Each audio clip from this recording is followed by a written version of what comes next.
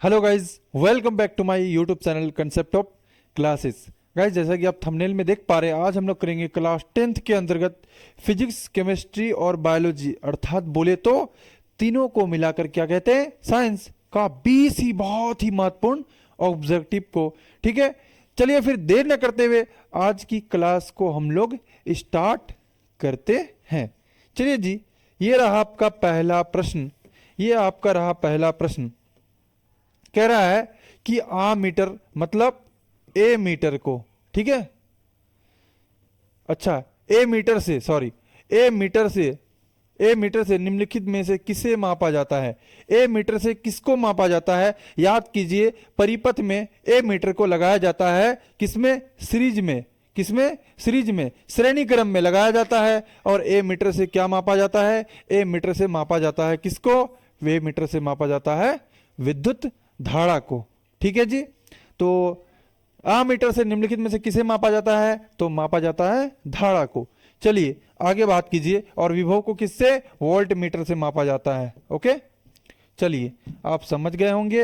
अब हम लोग बात करते हैं क्वेश्चन नंबर 2 पे।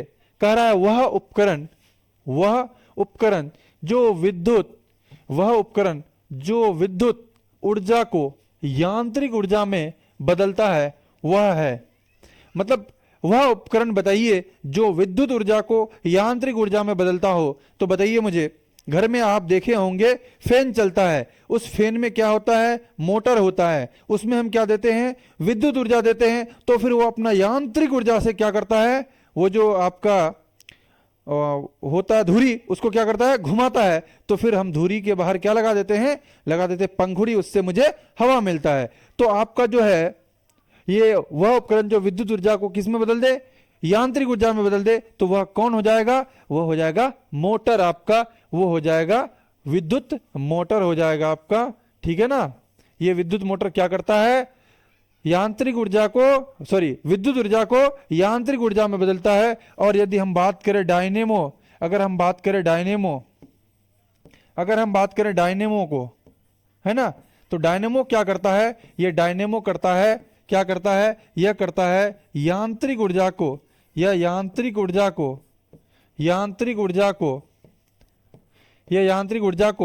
विद्युत ऊर्जा में बदलता है।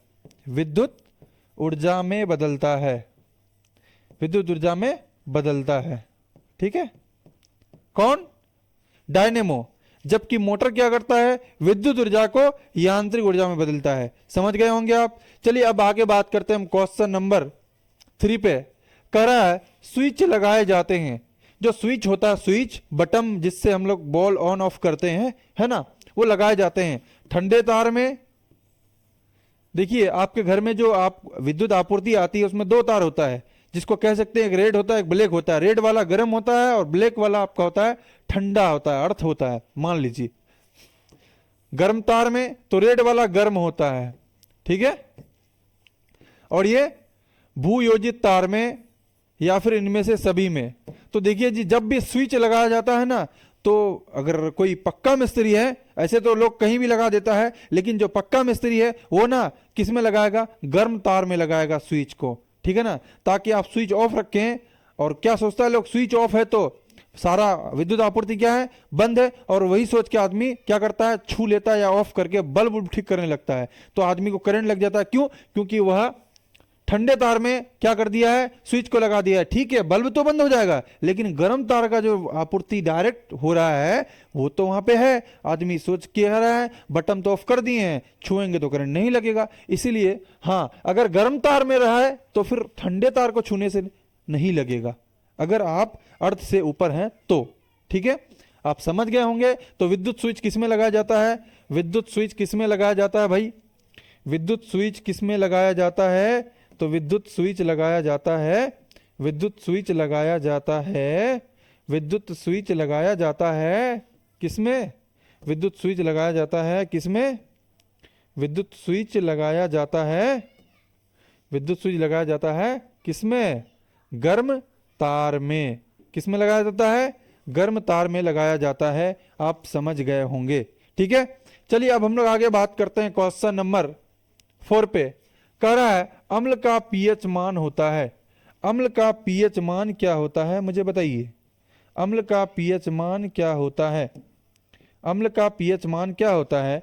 देखिए, जो भी अम्लीय विलयन होगा उसका पीएच मान हमेशा, अम्लीय विलयन का पीएच मान हमेशा वह होगा 7 से कम होगा। क्या होगा? 7 से कम होगा। अम्लीय विलयन का पीएच मान हमेशा 7 से क्या हो जाएगा? कम हो जाएगा। और जो क्षारीय विलयन होगा उसका पीएच मान क्या हो जाएगा? 7 से अधिक हो जाएगा। ठीक है ना? आप समझ गए होंगे क्या बोला मैंने? अम्लीय विलयन का पीएच मान 7 से कम होगा। ये आपका 0 है, ये 7 से कम इधर हो जाएगा, यहाँ पे हो जाता है आपका, सॉरी 0 कहते हैं, ये वाला आपका 7 हो जाएगा, यहाँ 6 से ले, यहाँ आपका 0 से होता है और इधर आपका 14 तक होता है। इधर आपका क्षारीय विलयन आ जाएगा और इधर आपका क्या हो जाएगा? अम्लीय विलयन आ जाएगा। ठीक है जी, समझ गए होंगे आप। चलिए अब हम आगे बात करते हैं। क्वेश्चन नंबर 5 कह रहा है क्रायोलाइट किस धातु का अयस्क है? ये क्रायोलाइट किस धातु का अयस्क है? ये बहुत ही इंपॉर्टेंट क्वेश्चन है। ठीक है, केमिस्ट्री का है कि ये क्रायोलाइट जो है ये किसका अयस्क है? तो देखिए, ये क्रायोलाइट जो है, ये क्रायोलाइट भाई, ये क्रायोलाइट जो है, ये क्रायोलाइट जो है आपका ये अयस्क है, ये अयस्क है एल्यूमिनियम का है। किसका है? एल्युमिनियम का यह अयस्क है। ये क्रायोलाइट किसका अयस्क है? एल्युमिनियम का अयस्क है। ओके, आप समझ गए होंगे। चलिए अब हम लोग आगे बात करते हैं। तो आपका option number C is the correct answer हो जाएगा। ठीक है, अब हम लोग आगे बात करते हैं क्वेश्चन नंबर 6 पे। कह रहा है प्रकाश संश्लेषण की क्रिया होती है। प्रकाश संश्लेषण की क्रिया किसमें होती है? कवक में, फंगी में? अरे भाई, ये फंगी जो है, ये कवक जो है, कवक तो होता है सफेद, कवक समझे, गोबर छत्ता जो होता है वो सफेद सफेद नहीं होता छाता की तरह, हाँ वही, आप ठीक पकड़े हैं। तो उसी को हम लोग कवक कहते हैं। मुझे ये बताइए, क्या उस कवक में क्लोरोफिल होता है? तो आपका जवाब होगा गुरुजी नहीं होता है। क्या बात करते हैं, कैसे नहीं होता है? अरे नहीं होता है भाई। अगर कवक में अगर क्लोरोफिल होता है तो वो सफेद थोड़ी ना होता, वो हरा होता। क्या होता? हरा होता। तो प्रकाश संश्लेषण की क्रिया यहां पे होती है, कवक में होगी या नहीं होगी? कवक क्या है, मैं आपको एक बात स्पष्ट कर दूं, कवक एक पादप है, अर्थात एक क्या है, वह एक पौधा है, लेकिन उसकी एक ऐसी भी खूबी है जिसमें नहीं कोई संवहन तंत्र होता है, नहीं उसमें क्लोरोफिल होता है, नहीं उसमें जड़ होता है, नहीं तना होता है, नहीं पत्ता होता है।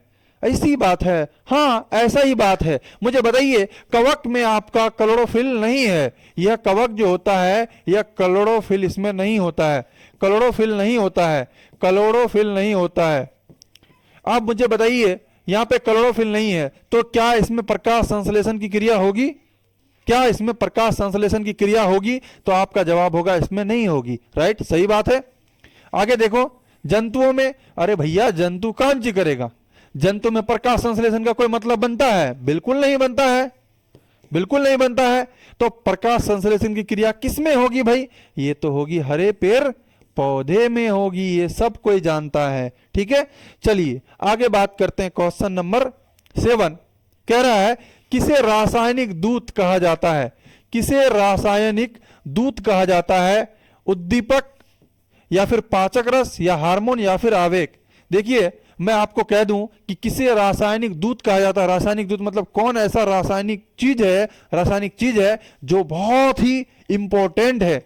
जैसे कि नहीं होता है किसी देश का राजदूत, तो वो पूरे देश के लिए बहुत इंपॉर्टेंट होता है। उसी तरह से कह रहा है कि किसे रासायनिक दूत कहा जाता है। कौन ऐसा इसमें रसायन आपको दिख रहा है जो शरीर में किसी भी जीव का बहुत ही इंपॉर्टेंट होता है? यह बात सत्य है। तो वह कौन है भाई? वह कौन है? वह है आपका हार्मोन। वह कौन है? वह आपका है हार्मोन। सच बात है, अगर ये हार्मोन आपका संतुलित ना रहे शरीर का ना, ये समझिए इंसान को बर्बाद कर देगा। अगर हार्मोन की कमी हो गई आपकी ऑक्सीजन और जिबरेलिन्स की, तो आप तो समझिए जिंदगी भर नट्ठे रह जाएंगे। क्योंकि वो क्या है? वह हृदय वृद्धि हार्मोन है। कौन? ऑक्सीजन और जिबरेलिन्स। अरे भैया वो हुआ ही नहीं तो कहां से होगा, है ना?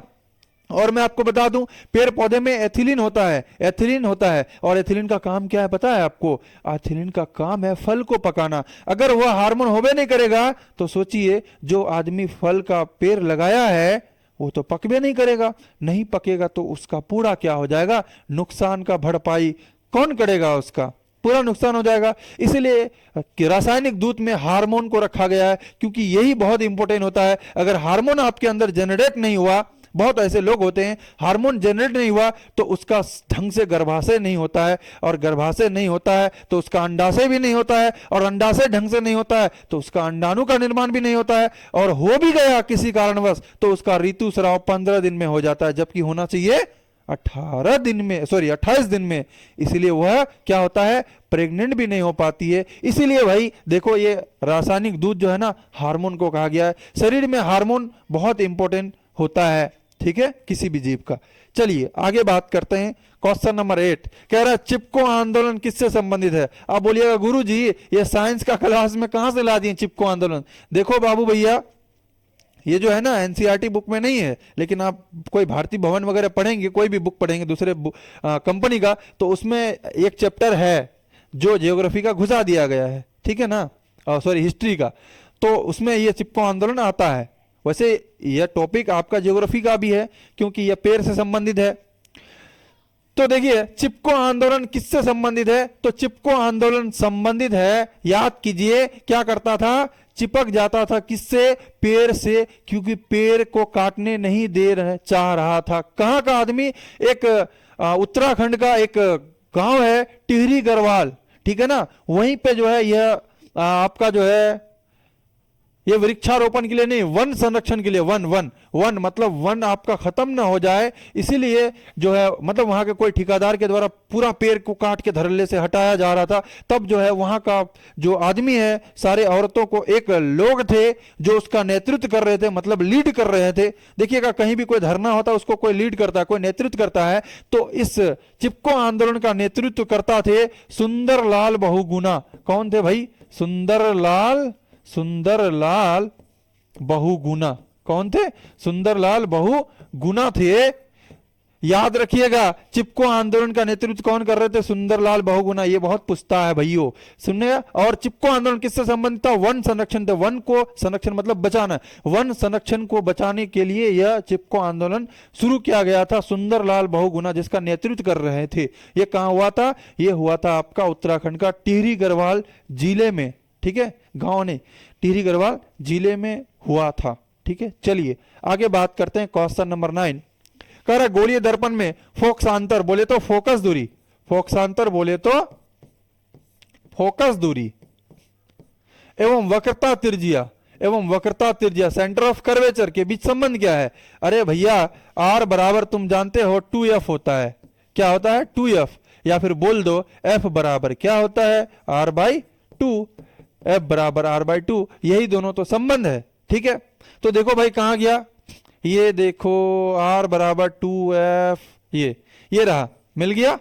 चलिए ये हो जाएगा आपका संबंध, ठीक है ना, ठीक है ना। इसका मतलब क्या हुआ, वक्रता त्रिज्या जो होता है वो फोकस दूरी का क्या होता है, दुगुना होता है, ठीक है। और फोकस दूरी जो होता है वो वक्रता त्रिज्या का क्या होता है, आधा होता है। इसका मतलब वही हुआ। चलिए आगे बात करते हैं। क्वेश्चन नंबर 10 कह रहा है कि 1 मीटर फोकस दूरी वाले उत्तल लेंस की क्षमता होगी। 1 मीटर फोकस दूरी, ध्यान रहे ये मीटर में है, इसका मतलब 100/f नहीं करेंगे, 1/f कर देंगे। 1 मीटर फोकस दूरी वाले उत्तल लेंस की क्षमता क्या होगी। देखिए लेंस कौन सा बोल रहा है, उत्तल लेंस, इसका मतलब उसका फोकस दूरी किसमें, पॉजिटिव में। तो उत्तल लेंस की क्षमता, तो क्षमता बराबर पावर ऑफ लेंस बराबर क्या होता है, 1/f।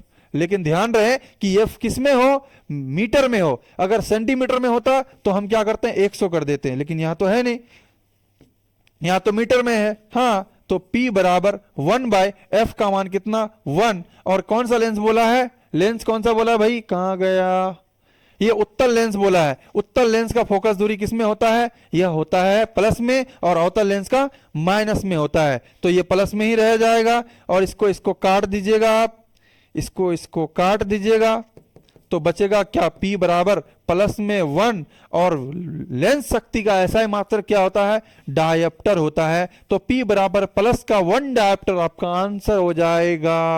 हाँ यहाँ रहा, ये प्लस यहाँ पे नहीं दिया गया है। चलिए प्लस 1 डायप्टर आपका क्या हो जाएगा, आंसर हो जाएगा। 1 मीटर फोकस दूरी वाले उत्तल लेंस का जो लेंस शक्ति है, लेंस की क्षमता है, वो कितना हो जाएगा, +1 डायप्टर।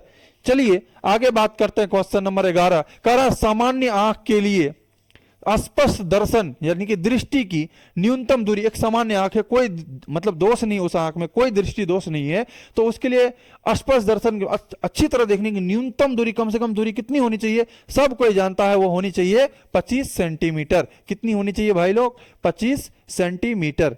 चलिए आगे बात करते हैं। क्वेश्चन नंबर 12 कह रहा है किस दृष्टि दोष के निवारण के लिए अवतल लेंस का प्रयोग किया जाता है? किस दृष्टि दोष को हटाने के लिए तो नहीं बोलिए, निवारण उपाय ना के मतलब अगर नहीं दिख रहा है तो अवतल लेंस लगा लिए तो अब दिख रहा है, भले चश्मा लगा हटाने के बाद ना दिखे, है कि नहीं? तो बताइए किस दृष्टि दोष को निवारण के लिए अवतल लेंस का प्रयोग किया जाता है? तो वह किया जाता है निकट दृष्टि दोष के लिए किया जाता है। किस लेंस का उपयोग?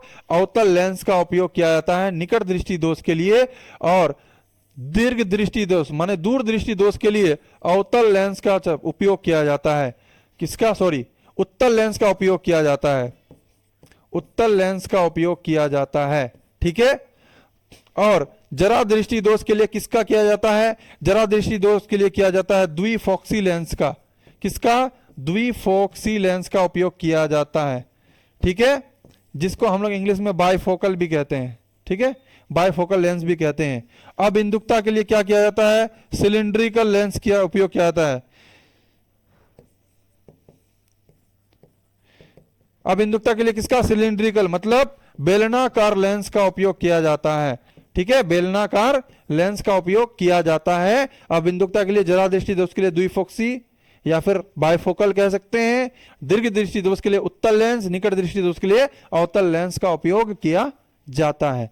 चलिए आगे बात करते हैं। क्वेश्चन नंबर 13 कह रहा है आ मीटर को विद्युत परिपथ में कैसे जोड़ा जाता है? ए मीटर को विद्युत परिपथ में कैसे जोड़ा जाता है? श्रेणी क्रम में, समांतर क्रम में, या फिर दोनों में, या फिर इनमें से कोई नहीं? सबसे पहले तो ये बताइए ए मीटर मापता क्या है? ए मीटर मापता विद्युत धारा को। विद्युत धारा को मान लीजिए ये आपका कोई परिपथ है, ये आपका कोई परिपथ है, ठीक है, तो यहीं पे इसको लगाया जाता है, यहीं पे लगाया जाता है डायरेक्ट, यहीं पे डायरेक्ट लगाया जाता है ए मीटर को। तो बताइए, और यहां पे मान लीजिए कोई उपकरण लगा हुआ हो तो यहां पे लगाया जाता है, तो मुझे बताइए इसको किस क्रम में जोड़ा गया?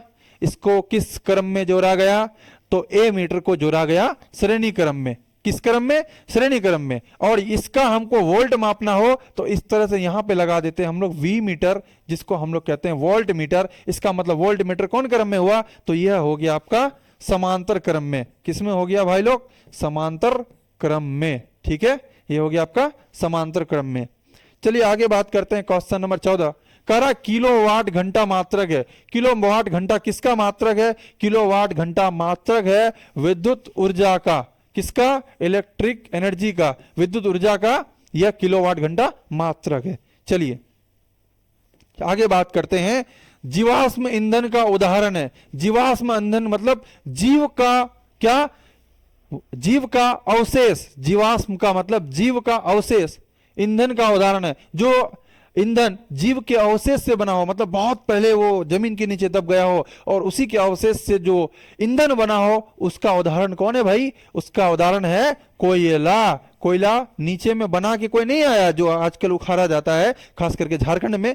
तो वो बहुत पहले, हजारों वर्ष पहले जो आपका गाय, पेड़ पौधा जो भी दब गया हो तो उच्च दाब और ताप के कारण वो क्या हो जाता है? वो पेट्रोलियम में बदल जाता है, अर्थात ईंधन के रूप में बदल जाता है, ठीक है। तो वो कौन है भाई? वो कोयला है। चलिए आगे बात करते हैं। क्वेश्चन नंबर 16 कह रहा लोहा को जिंक से लेपित करने की क्रिया को क्या कहते हैं? सब कोई जानता है। साइकिल का हैंडल जो चमकता है ना भाई लोग, वो है लोहा ही, लेकिन ऊपर में उसका जिंक का लेप चढ़ा दिया गया है, उसको कहते हैं गैल्वेनाइजेशन, हिंदी में गैल्वेनीकरण कहते हैं। समझ गए होंगे आप लोग। चलिए अब हम आगे बात करते हैं। क्वेश्चन नंबर 17 पे कह रहा है पोटास एलम होते हैं। पोटास एलम होते हैं, सबको जानता है। पोटास एलम एक द्विक लवण होता है। पोटास एलम किसे कहते हैं? पोटास एलम कहते हैं फिटकरी को। किसको कहते हैं? फिटकरी को कहते हैं पोटास एलम। और वो क्या है? वो द्विक लवण है, ठीक है ना।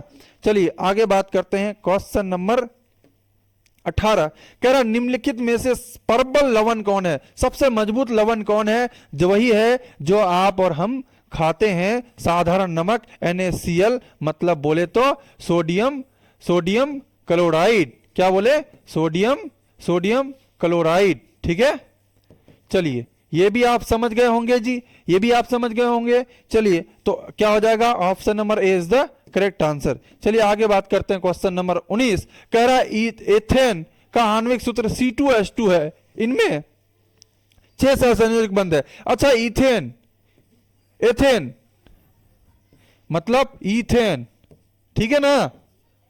चलिए कह रहा है इथेन का जो सूत्र है C2H2 है, तो इसमें सहसंयोजी बंध कितने हैं, कितने सहसंयोजी बंध है, कोवैलेंट बॉन्ड कितने हैं मुझे बताइए। तो देखिए जी कितने हैं, तो पहली बात तो कार्बन 2 को है। हाइड्रोजन कितना है जी, देखिए यहां ऐसे होना चाहिए था, मिस्टेक से वो ऊपर चला गया है।